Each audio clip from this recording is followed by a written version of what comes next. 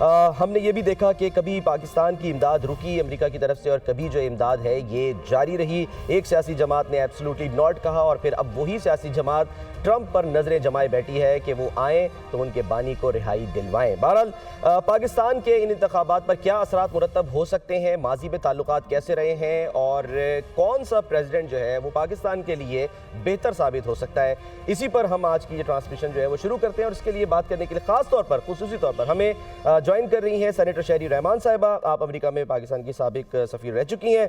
शहरी साहिबा, बहुत बहुत शुक्रिया आपके वक्त का। अब जो इख्तितामी मरहला है हम उस तरफ बढ़ रहे हैं अमरीकी इलेक्शंस में। हम ये भी देख रहे हैं कि बाज़ यहाँ पर लोग ये समझते हैं कि जी उनके सियासी रहनुमा को उस वक्त रिहाई मिलेगी जब डोनाल्ड ट्रंप प्रेसिडेंट बन जाएंगे।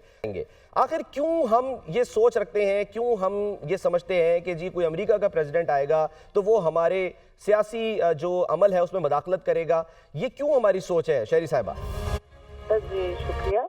देखिए, पहले तो मैं समझती हूँ अमेरिका का साया जो है, जितना भी आप कह रहे हैं कि उसका उतार चढ़ाव एज अ सुपर पावर इस वक्त उस पर सवालिया निशान है।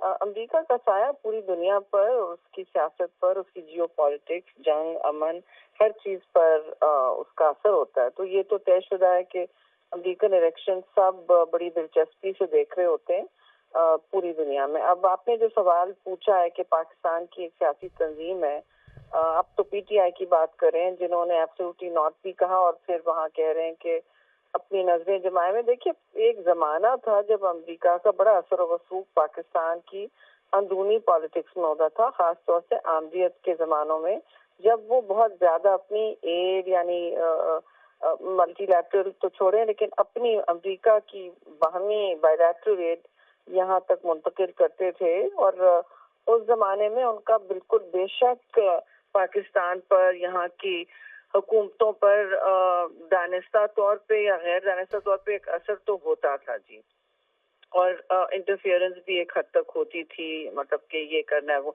अब जो सूरत हाल वो ऐसी है कि जी के मल्टीलैटरल इदारे जो हैं, IMF हो गया, वर्ल्ड बैंक हो गया, इस तरह के इदारे जहां पाकिस्तान रहता है इंगेज, और कोशिश होती है कि ताल्लुकात सही रखें, उस हद तक तो अमेरिका का असर है और रहेगा। वो इन इदारों के ये फरमाइएगा कि पाकिस्तान की मैं रियासत क्या कोई... आप मुझे खत्म करने दें प्लीज। जी मैं नहीं समझती कि अब वो आके पाकिस्तान में, आई बी वेरी सरप्राइज कि ये दौर फिर से आए कि पाकिस्तान में इस लेवल की मदाखलत करें कि वो किसी के लिए आवाज उठा के और अंदर मदाखलत करें, स्ट्रिंग्स पुल करें। लेकिन एक जमात बिल्कुल उसी उम्मीद में बैठी है जिस उम्मीद को वो खुद मुस्तरद कर चुके हैं, जिस अमल को वो मुस्तरद कर चुके हैं।